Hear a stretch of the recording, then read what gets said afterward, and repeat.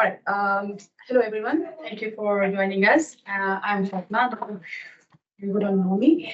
And today, Jan and Ross are going to talk about our program of research, Let's Learn About Sleep. We have multiple projects. They'll talk about one specific project that is focused on sleep health of First Nations teenagers.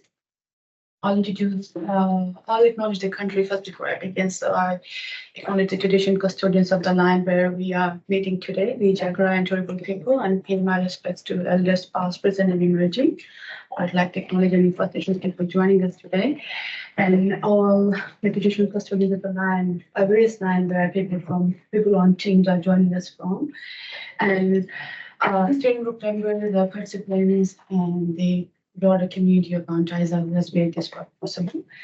We have Rose online. She is at Gold Coast Airport, so you may hear some announcement going in the background. That's not for you, it's for Rose. And Rose is, how should I introduce that? Rose is like the backbone of a program. She is amazing and grateful to have her. Her title is Community Engagement Manager, community engagement relationship manager, but she does everything. She is a cultural woman based in Manchester. She brings a lot of knowledge with her community engagement, following the cultural protocols of different communities where we work, and bringing community members to our program and just making those relationships and those trust and respectful ways of working with people. And all of us are learning a lot from her. We have Dan. He is a research fellow. Amazing person to work with. He's a psychologist. So he's also working at Children's Hospital one day a week. Sorry, Prince Charles. Sorry, I don't know about my stuff. I think he's just working for us. So both Ross and Dan will talk about the program, but I'm happy to answer any questions that you have for the program. But for now, I'll stop talking. So over to you, Dan.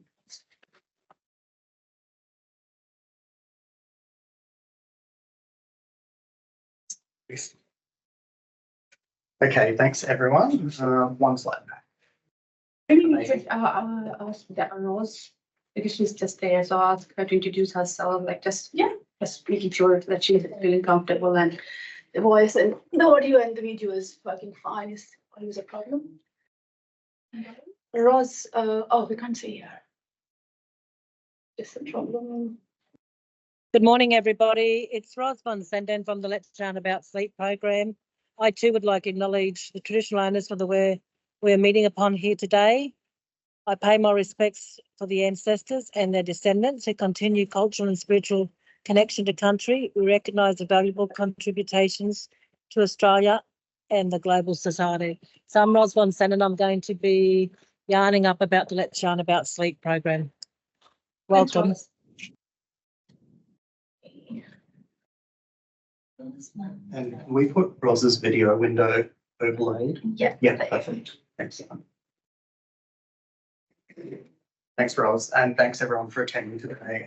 So we'll be talking about our Let's Yarn About Sleep program and one of the specific MRFF funded programs today. So Let's Yarn About Sleep. This is a ground up movement that's laying the path for sleep health equity.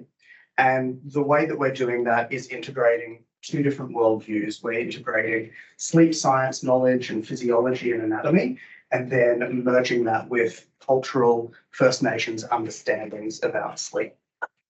So this program is channeling effort and leadership from community and also the health service providers that we work with a view to improving and helping sleep in First Nations communities. So these are co-designed sleep health programs, and we have a strong emphasis on capacity building in community, in training and upskilling health workforce and community members. Next.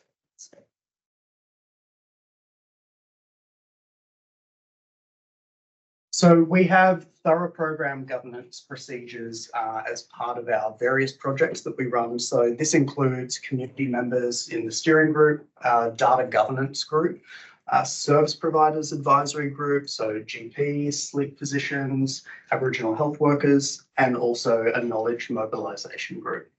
So all up, this involves at least 22 people in our various governance committees. Next slide, please. So the work that we'll talk about today is our MRFF Indigenous Health Grant from 2020. Our program of research comprises 3 main projects, but today we'll just be focusing on this extension of a pilot project, which aim to co-design a sleep health program for First Nations teenagers in Mount Isa. And we have a partnership with Young People Ahead in Mount Isa to deliver this. So this is a roughly $500,000 program to co-design and evaluate a sleep health program for First Nations teenagers.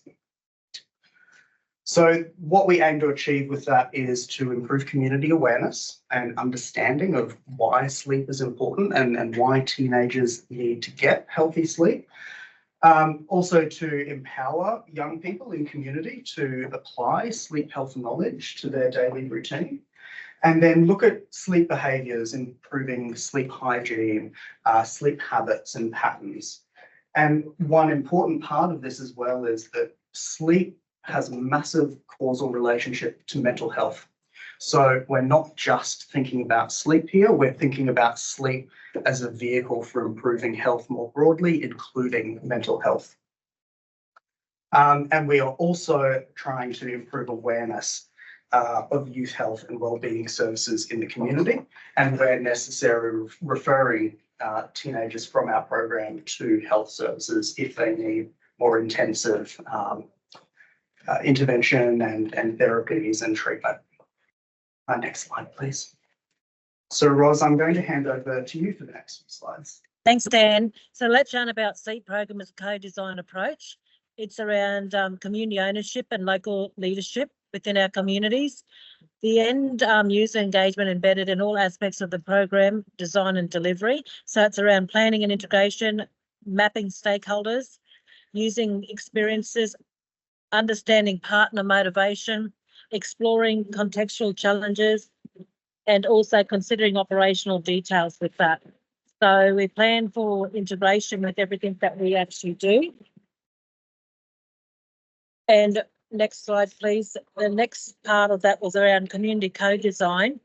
And we actually consulted with over 300 stakeholders, including community members, elders, young people, parents, caregivers from 25 traditional groups across many parts of the work that we're actually doing, and service providers as well as 29. So it was a real proper approach to consultation around the Let's Yarn About Sleep program. Next slide, please. So around the program logic, we've got the art here, and it's done by Annie Joan Marshall, and Stacey Corporal had an input to this beautiful piece of artwork, and it's around the community members, and they created the artwork for the Let's Yarn About Sleep program. The artwork represents on the research team, our youth workers, service providers, and our young people, and how we all work together, come together in the middle as one. And it's to connect young people with their culture and improve their sleep, social and emotional well-being. So that's led by Annie Joan, a magnificent woman who's actually one of our heroes and leaders within our community, and gives us that acknowledgement around culture and tradition as well that leads that, and that's embedded within our Let's Yarn About Sleep program. The next one is particularly about sleep coach training. So you see myself here, Karen Chong and Marquise Fanti.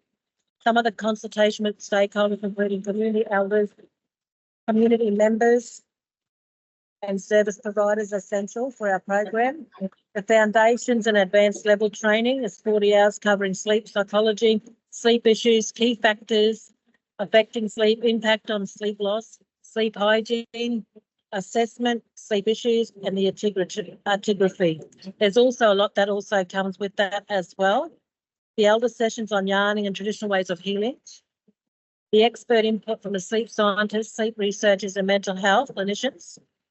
Intergenerational trauma, mental health, first aid, domestic violence, drug and alcohol abuse are some of the factors around no good sleep, and we use the native therapy as well.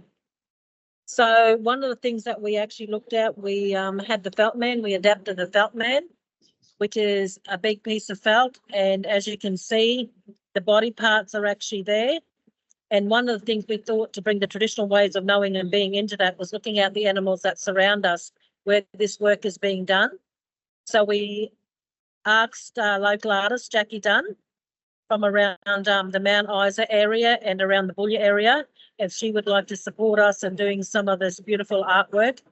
And as you can see, it's very contemporary artwork as well. And we actually used the native bee, which meant for energy, the emu for emotions, the crocodile for focus, the echidna for immunity, the galah for mental health, the kangaroo for memory, the butterfly for the appearance, the snake for the libido, spider for balance, and the guana for weight. And when we had this, we had a really long conversations because these are the characteristics of these animals. And one of the things that we looked at, attaching that to the emotions and where that actually fits within the felt man as well. So if we're looking for a kangaroo, it's around the memory and they're in a card formation, then we'd ask the young people that are participants within the program, where do you think the memory would go? And so they place that. So it's very interactive as one way of doing the adaptation with the felt man, but also the other part of that is actually a part of the culture and tradition is learning our young people about the animals and their characteristics. So one of the things when we look at a crocodile, as we would know, being in Australia, we have the freshwater and the saltwater crocodile. And one of the things that actually then it always looks at it at its prey, it will focus. So it's got clear focus and eye vision around that. And they live for a very long time. So we actually enhance that around the characteristics, but also around the livelihood of these animals that we see in the country that we are living. And it actually is a topic of conversation as well. And we start moving towards that. So it is around some of that thing we talk about, for example, the guana around weight. So it's about some of the young people when we actually did some of the movie parts as well. They were saying like, you know, we eat like 3 hours or 4 hours before bed because then we have a better sleep. So we always say if you sort of fill up too much and you will swell up like a guana, which is actually some of the characteristics of that. So that was around the felt man. It's very interesting when we're doing that, where the children, they might put some of the cards on different parts as well that they might think, particularly when you're talking about emotions and around the email, because it's very inquisitive. It's very different from anything. As we know, the male looks after chicks and looks after them for a long time, but also the emu feathers are very significant for Kalkadoon people, where we actually roll this program out. It's our totem for here. So we talk about that and enhance that. So with that, our 10 Aboriginal people from the community have completed the sleep coach training, applying for ASA endorsement as well.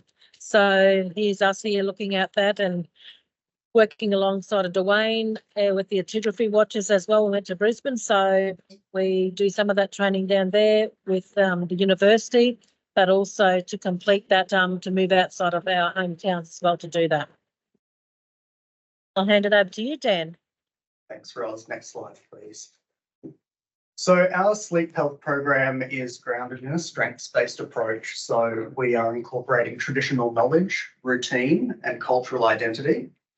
And then contextualizing the problem of poor sleep, we need to understand that this fits within basic human needs and also is influenced by intergenerational trauma and neighbourhood and community as well. So our program focus then is knowledge and awareness of sleep and health, sleep behaviour and routine, and then also how peer influences and role models can affect sleep behaviours, whilst also drawing on our stakeholders, including family and friends, and our health and wellbeing service providers. So the program overview, so this is a 5-session program. Prior to the 5 sessions, we have some pre-program data collection. So that includes yarning, actigraphy, which I'll talk a little bit about soon, and sleep diaries. Session 1 looks at what happens when we sleep, so sleep physiology, and also developing a plan for some sleep goals that participants might have. Session 2 is looking at the role of poor sleep and how we can start to implement sleep hygiene or good practices for our sleep. How can we optimize our behaviors, our environment, so that we are getting the best sleep that we can? And that leads into session 3, deadly sleep. How do I get it? So this is looking at challenges in achieving healthy sleep, continuing to reinforce those sleep hygiene measures and practical tips and steps for improving sleep health. And at all of these sessions, checking in with the goals that participants had as well. So individual goals and also a group goal for each group, which we will get to later. And then sessions 4 and 5, drawing in the traditional and cultural knowledge on sleep and strengthening cultural connections to improve sleep health. And then following those 5 sessions, we again repeat our data collection, and then there's a graduation ceremony as well. Slide, please. Now, as part of this co-design approach, we have co-designed our evaluation framework and tools. We can't just take existing tools and expect to use them in our program. So our sleep diary, which is a daily tracker of sleep, is co-designed, as are our pre and post questionnaires. Okay, so the screening for the program eligibility and then the pre-program yarning. So our program is for First Nations teenagers aged 12 to 18, and we want to see, are they experiencing any sleep or mental health difficulties that our program might be able to assist with. And of course, consent, informed consent of both the participant and their families is very important.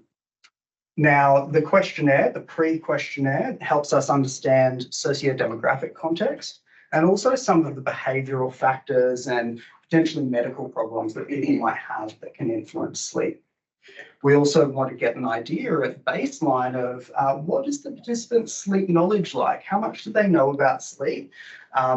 What do their sleep habits currently look like before they come into our? The sleep diary, as I mentioned, this is a daily sort of tracker of sleep. What time did you go to bed? What time did you wake up? Were there any things that disrupted your sleep last night? Sleep is very variable from night to night. So we might see that across that 7-night period, that some nights might be good, some nights might not be so good.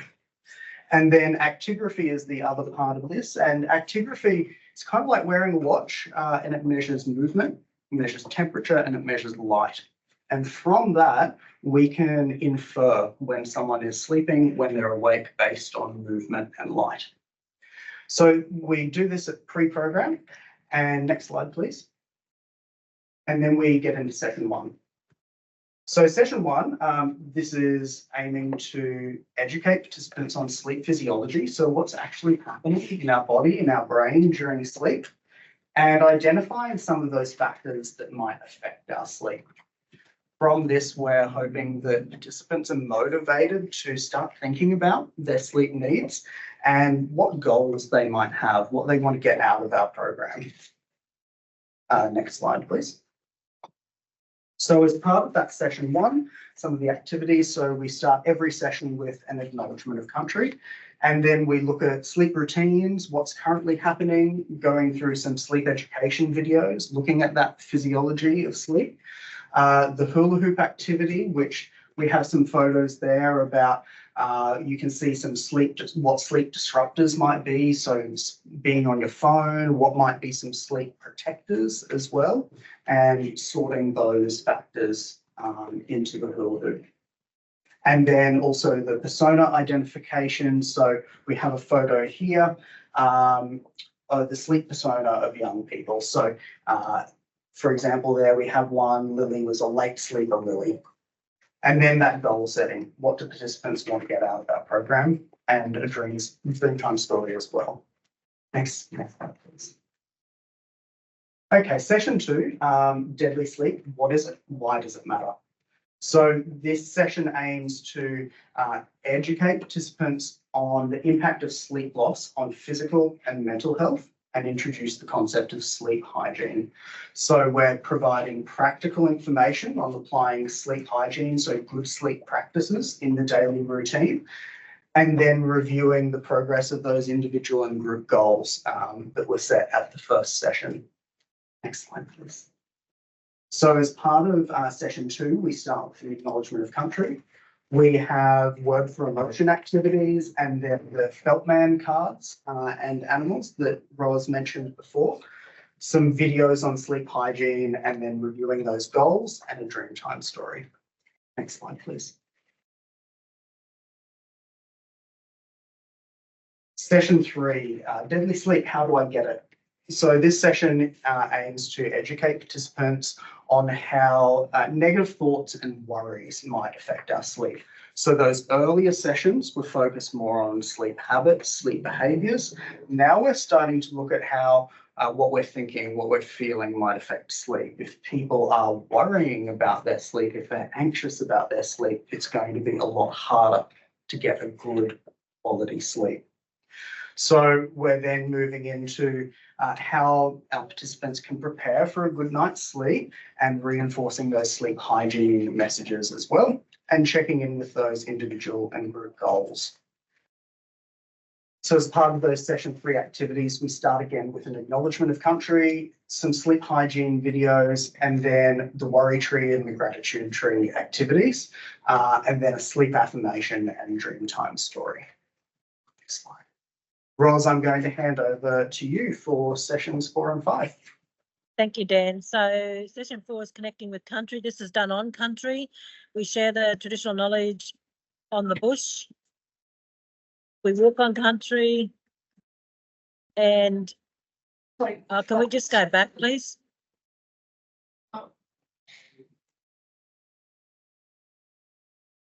Yeah, just here. Yep, thank you. So traditional knowledge of the bush foods and medicine used for healthy sleep, strengthen connection with country, culture and cultural identity, and review the process and progress of individuals and group goals and offer support where needed and if needed as well. So that's that session. Next slide, please. And then the activities is the acknowledgement of country, walk on country, sharing bush foods, medicines, rituals, totems, and other traditional knowledge used to sleep well.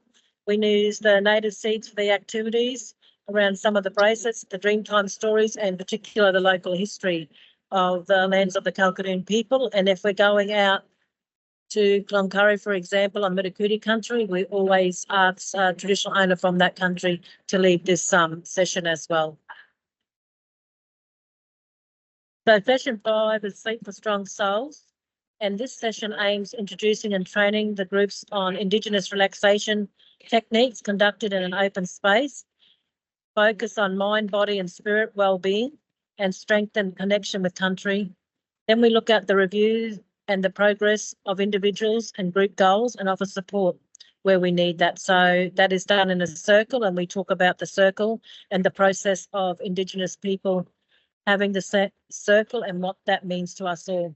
So with the activities, acknowledgement of country and the relaxation training, deep listening, breathing and visualization exercise, and our stories as well that we tell. So after that, the post-program yarning, the participants' activities are the questionnaires, the epigraphy, the sleep diaries, yarning with participants and carers around their experience and their outcomes, opportunities for improvement, and identify ongoing future support systems as well. We then all come together because it's a very proud moment for our community to have a celebration.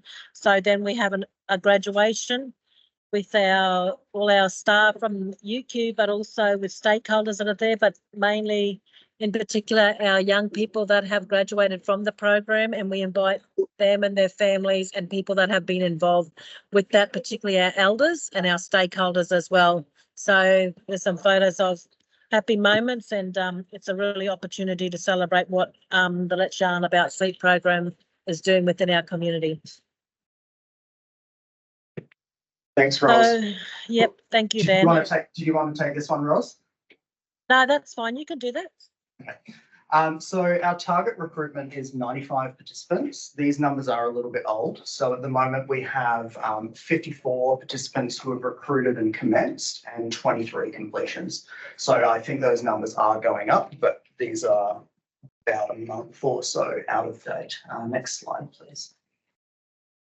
So some of the breakdowns of the demographics of our participants. So 3/4 of our participants are aged between 12 and 14 years, and we have about 70% females in our cohort. And our participants come from 19 different traditional groups. Various factors that have been identified by our participants as affecting their sleep health include problems at school, neighbourhood noise, racism, family breakdown, domestic violence, and housing issues. Just back one, thanks. So over 60% of our participants felt that poor sleep was affecting their daily functioning. Almost half were worried about their sleep, and a little bit less than half had been asked about their sleep mostly by their parents at some point in the past 12 months. Next slide, please. So we mentioned earlier about the goals and that there's individual participant goals and then also a group goal that's set for each of our group programs. So some of those individual goals include getting a better sleep, improving sleep routine, putting the phone away, getting to bed earlier, another one, less screen time. And then some of our group goals include improving that understanding of sleep health, again, the routine, going to bed at the same time each night, and keeping our room tidy, so a tidy environment, a good sleeping environment. Next. So I'm going to share some data here. So this is data from our actigraphy watches. So we're looking here at the sleep times pre-program. So we have the timescale on the bottom. You'll see there that most of the sleeps are happening quite late. So at least after midnight, some even going and starting at 5 o'clock in the morning, going well into the afternoon. Some early sleeps starting at 2 o'clock, finishing at 7 o'clock at night. So the trend here is that pre-program sleep times occurred quite late, and even at some points in irregular hours of the day. Next slide, please. And now this is our post-program actigraphy data. So bearing in mind that this at the moment is only from 23 participants, but you can see now that there's none of these very early sleeps where there's been all-nighters. So you'll see there midday also appears twice in this chart, and that factors in where there might have been an all-nighter and over 24 hours between sleeps. So the all-nighters are gone, and you do see the spread is starting to come back in. And if we go to the next slide, you'll see these overlaid. So the all-nighters are gone. The spread is coming back.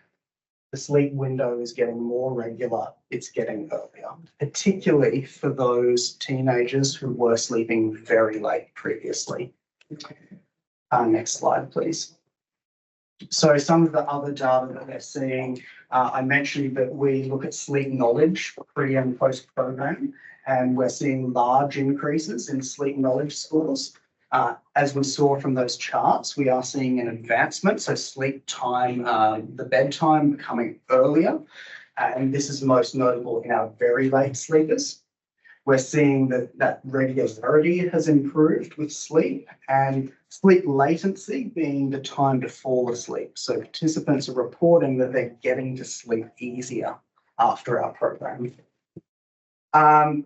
On average, at least 20 minutes more sleep each night, and getting to bed about 20 minutes earlier as well.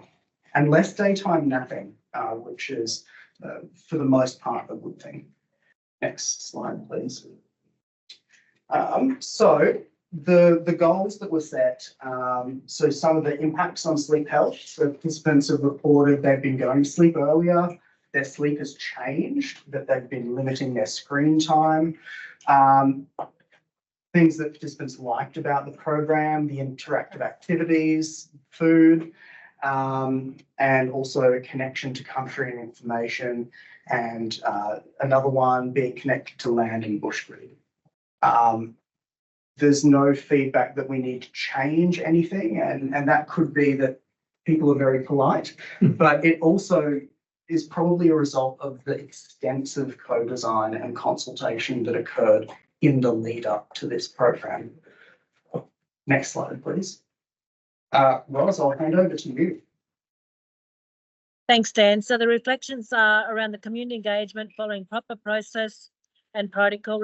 Reciprocal relationships are critical with the work that we do.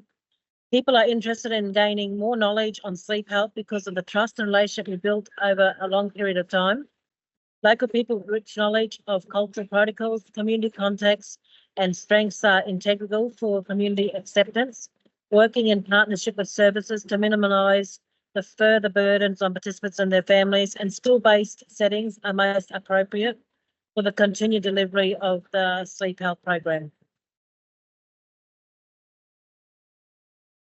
Thank you very much. That's from us now. Thanks, Roz. Thanks everyone for your attention. We have time now for some questions.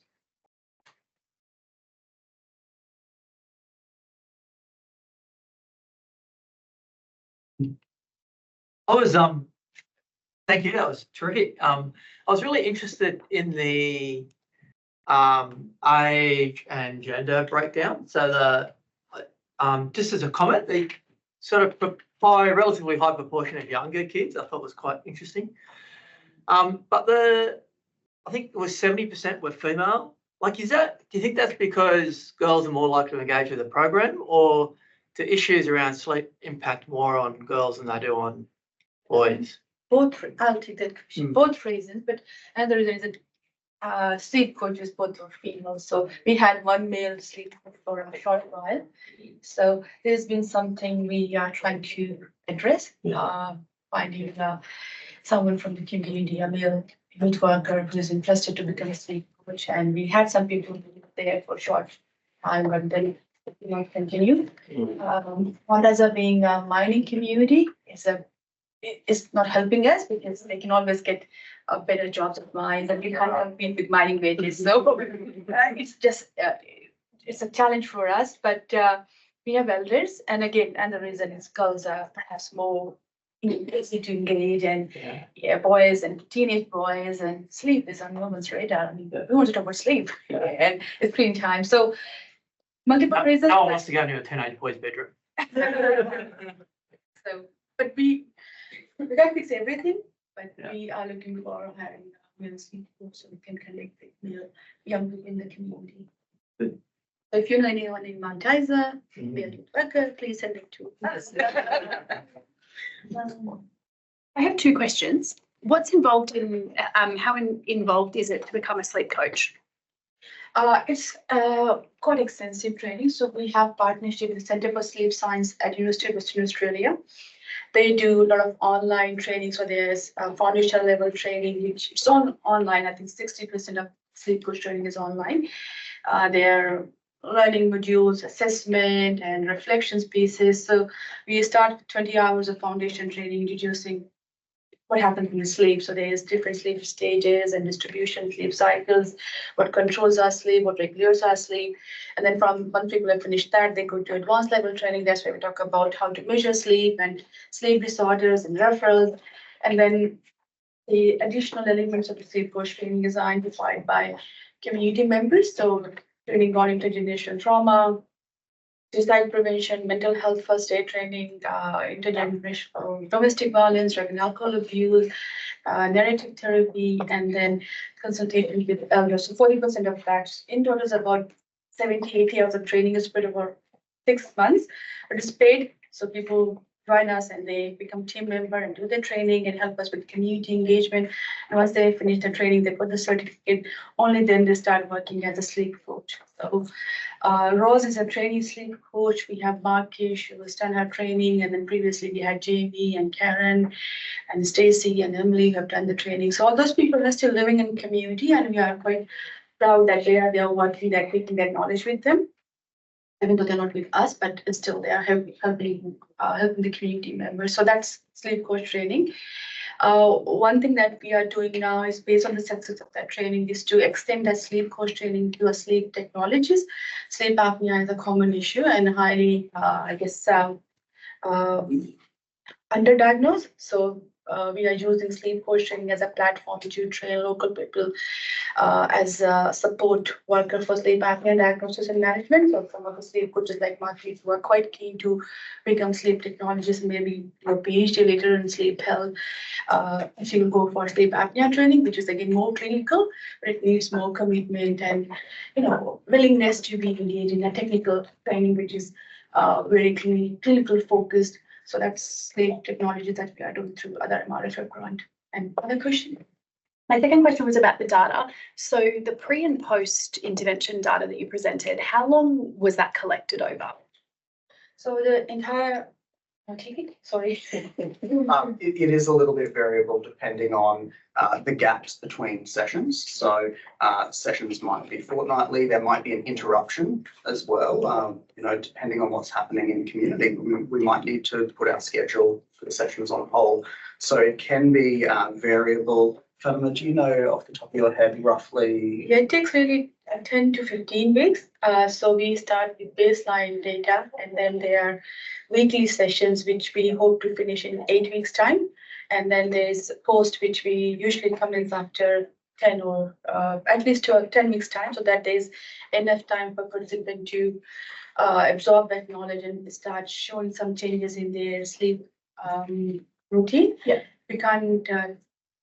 We don't expect to have a massive change in their bedtime, but if we see some early trends, in the actual proposal, there was a plan to do a follow-up study 6 months later just to see whether those changes are sustained.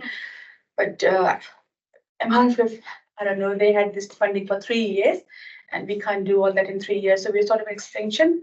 So we are finishing this project sometime in June this year, but there's no funding. So this 1 year is it just kind of we are finding money from other sources. Right. So if we need more money, we'll do a follow-up. But what we are doing now, building on the success of this program, we went for an HMRC partnership grant with Beyond Blue. Now we are offering the same program, but we need to again come to different communities, 6 other communities, adapt it, roll it out. But it will be mostly in a school-based setting, so we can do a follow-up to see whether or not those changes are sustained.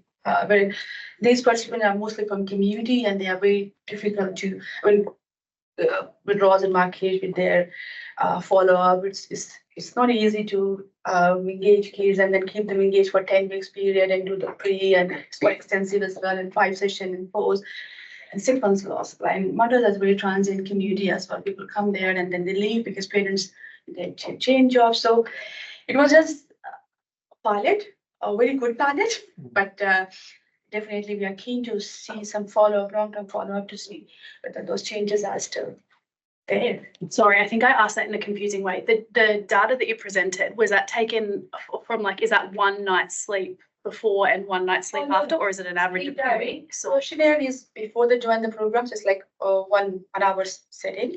But the sleep diary for 7 nights, actigraphy for 7 nights, and then post program sleep diary for 7 Maybe nights. 7 nights. And I think it's 7 nights, just pretty full on. Yeah. Thank you. I was interested to know if you're relying on 12-year-olds to fill out a sleep diary. Is it an accurate reflection on the actigraphy? We tend to focus more on actigraphy because it's more objective. But sometimes people are really honest about if they're struggling with sleep, they will tell us. And it's again because they trust Ross and Marquis, and they know that the program is not there to judge how good or bad they sleep, just to help them. So if they're struggling, they will tell them. But we have objective measures to see whether we're just making it up that they're going to be at 8 while they are going to bed at 4 o'clock in the morning.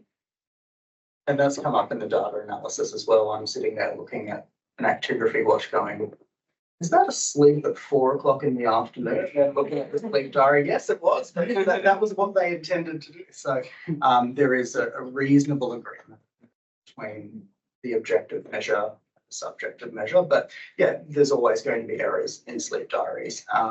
Sleep diaries effectively rely on recall of our sleep, and for anyone, that's not going to be 100% accurate. Sorry, we've just got a question from the chat from someone. She's just asked, could you tell us a bit more about the co-design process, who participated, and how were consultations conducted? What resources were developed from scratch or existing resources revised by community members? Okay, so first 2 years of the program was all about co-design. We didn't do anything.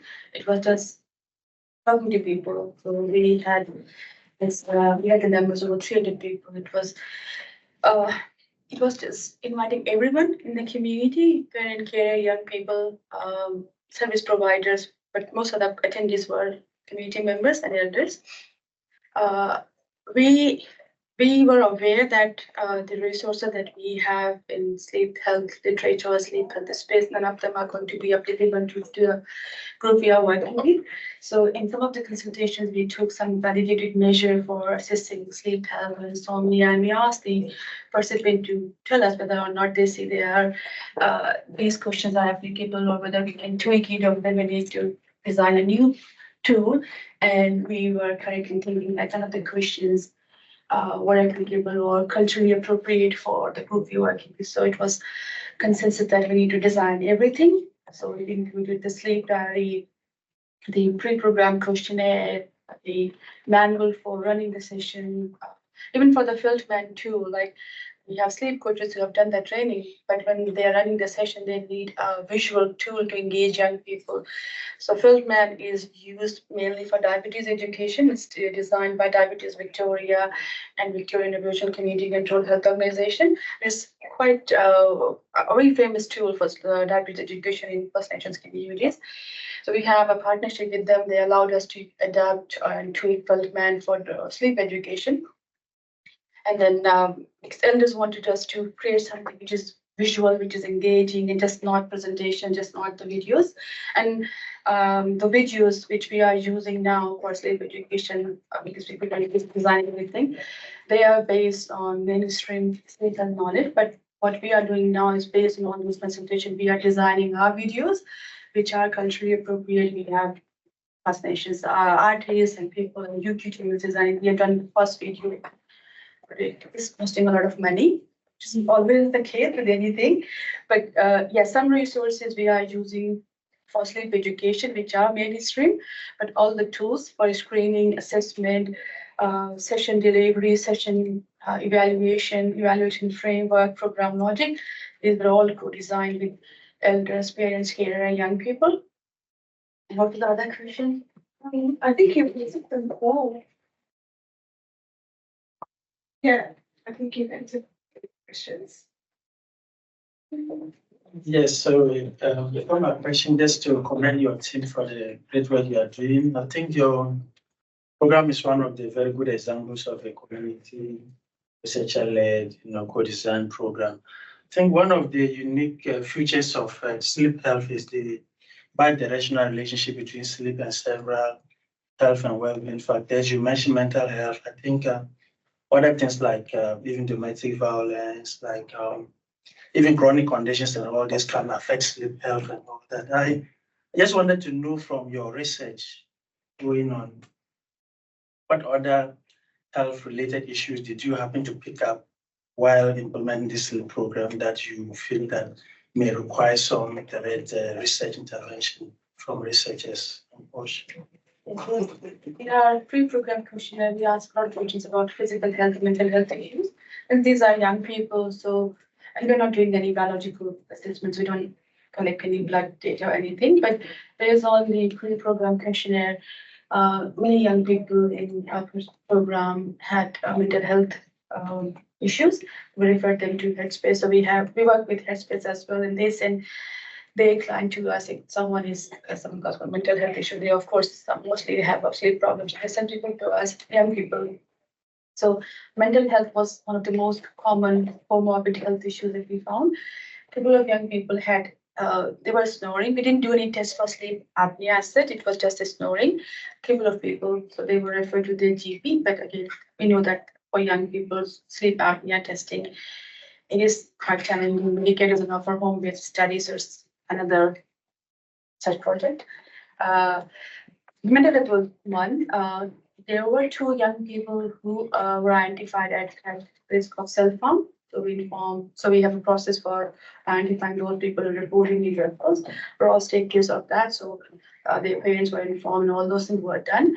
But other than that, we didn't look for BMI, so we didn't know like whether they were obese. There were some people, but we just can't put that in the file because we didn't do any height or weight assessment. And what else? We also assess for other sleep disorders, narcolepsy, restless leg syndrome, but none of the participants had that. So it's mostly sleep issues, mental health issues, and signs, symptoms of sleep apnea, snoring. Yeah, I was just wondering whether you're looking at school attendance as well. I just noticed that on the pre, there were a few kids that seemed to sleep late in the morning and come to These the are the kids afternoon. who are not going to school. So Yeah. we have a lot of young people from the community who are not engaged in school at all. Some young people from local schools. So we know who those kids are.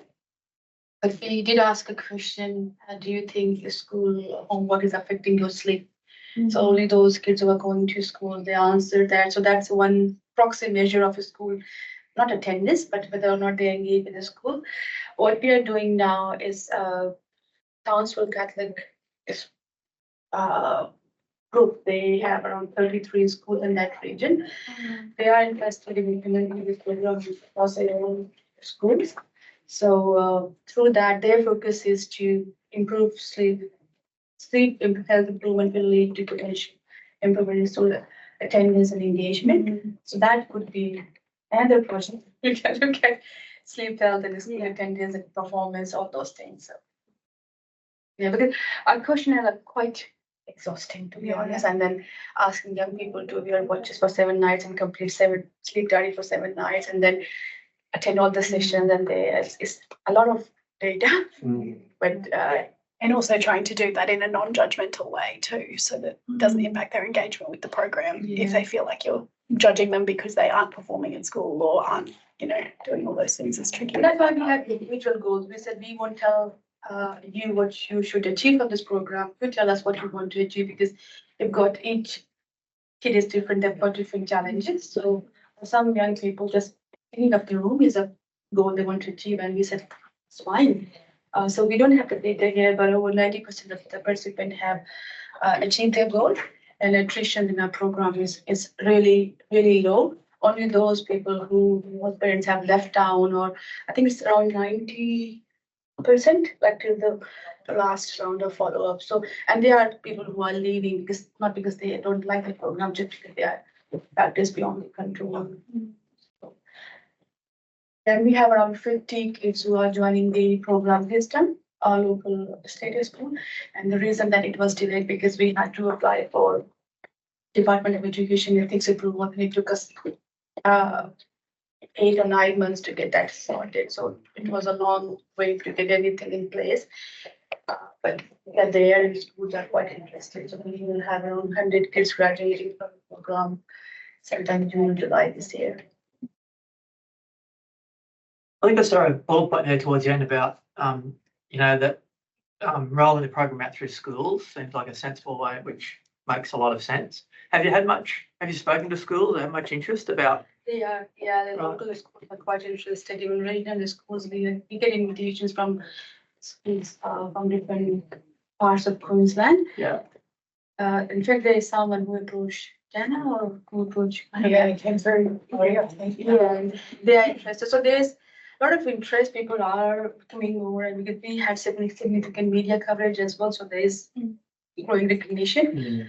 But again, it needs funding, so we just can't be everywhere, and it takes time, and we need to hire local. I think one key learning from all of us is that we need to invest in local people, and then train them up, hire them, and then they can be the role model of the local people, and they know the community, they know people, they know the challenges. So quite grateful that we have a very strong team in Mount Isa, and now in Friends as well.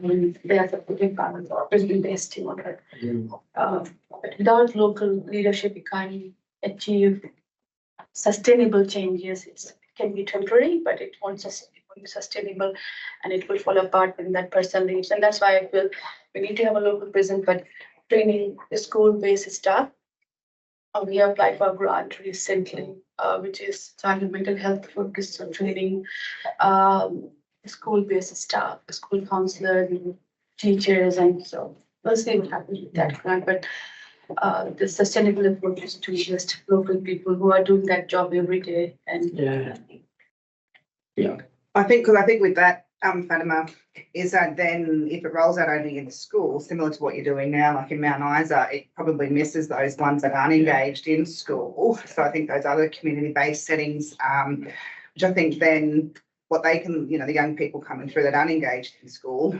might actually end up seeing them in school. So, yeah. That's why local presence as well as a plan for sustainable engagement is important. But everything comes down to funding.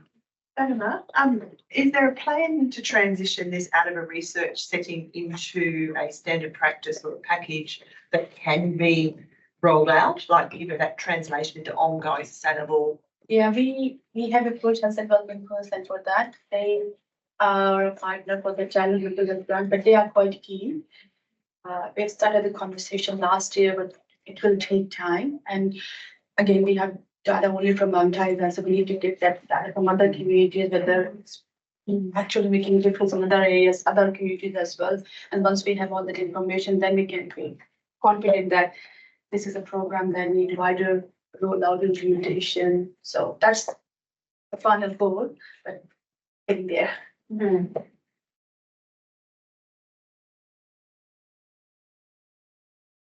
Yes. So you've shown some nice graph to visualize the health sleep pattern pre and post intervention, and it shows the definite difference between pre and post.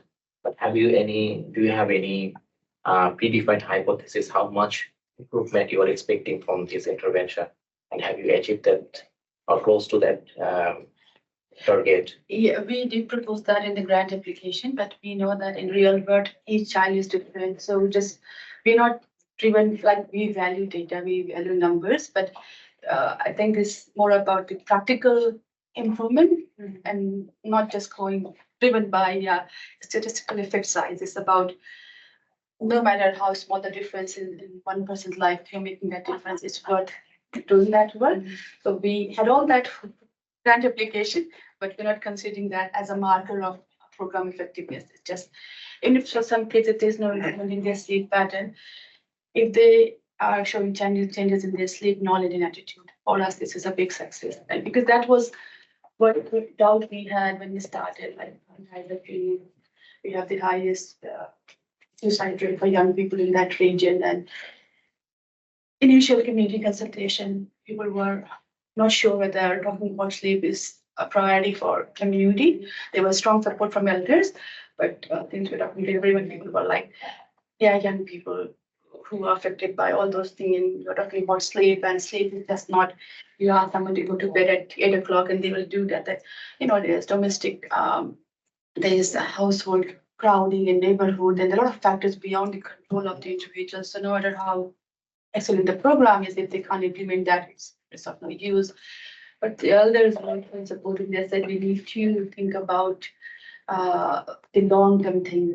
Young people, they have mental health issues. They are they're doing things that they should not be doing, except because they're not sleeping well now. So if we start investing in that, and there could be some young people who can't do anything about their sleep. And some of the young people that we spoke with, they said they are up all night because they are at risk of sexual abuse if they go to sleep at home because it's not safe for them. So they stay up all night, and until the perpetrator is asleep, they can't sleep. So nothing can be done with that group. But what we are doing is we are giving them the knowledge, and elders are saying it's like planting a seed, and they would be right opportunity that turn into a beautiful plant. But you need to keep doing it. Those who can change it now, they can change. Those who can't, they will have the knowledge to apply it when the time is right. So we're not fixing everything now. It's just one of the many things that we need to do. But we don't want to create a program that's happening in isolations. That's why we talk to other services and we work in collaboration with them. So instead of us, there are some young people who are seen by 60, 70 services. We don't want to have another program. So we are kind of embedding that within the current services, so selectivity, headspace, schools, wherever they are going. And one of the things that we do in the program, and Roz and Rakesh do that, is we run the program at different services office so that people are aware of headspace and selectivity and hospital mental health service unit, and they go there. There's reduced shame in going there, and people are more aware of what is available in local community, what those services do, and when they can seek help, who does person with me. So kind of breaking those silos is what we are also trying to do.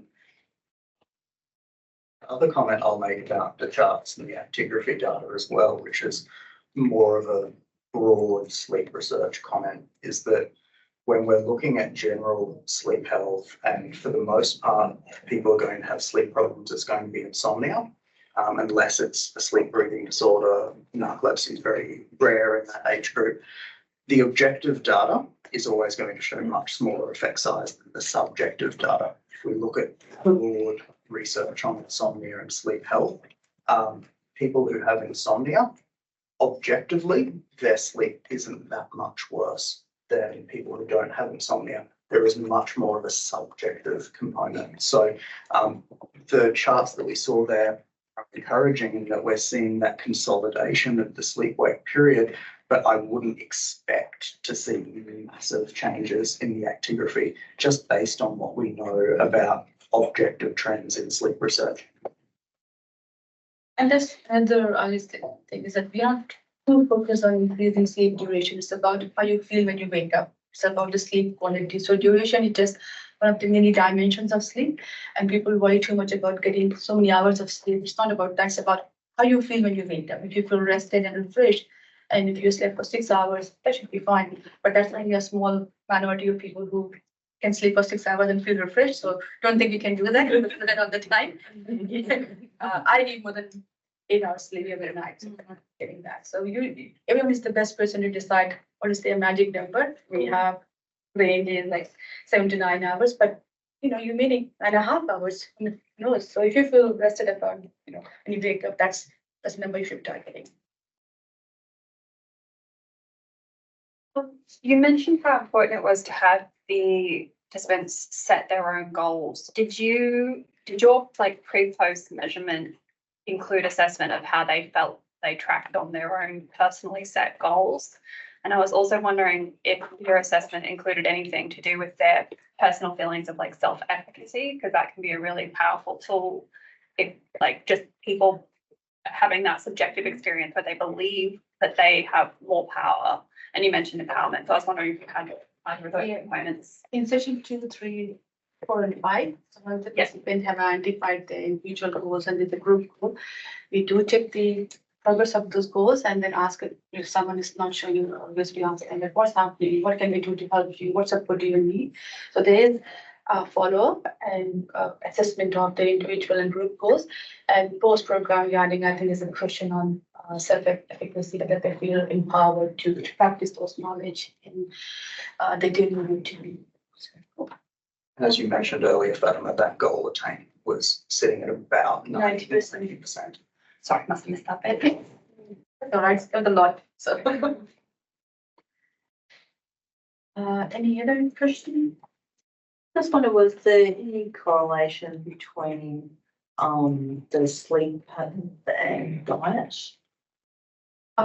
We didn't include any food frequency questionnaire, but we did ask how many times in a week you go to bed hungry. Yeah. And there were about 30% of the kids who said that a couple of times in a week that hungry. So it's not about that, it's about the socio-demographic status. Yeah. But I think there's one question on food. It's not about what you eat, something about whether you had access to something like that. Okay, so that one on that. We have physical activity, screen time, drugs, smoking, alcohol, and some of those questions. Department of Education, we can't use that. So we have to limit all those for school-based president. But that, I think there's 1 or 2 questions on that, but not a detailed food frequency questionnaire.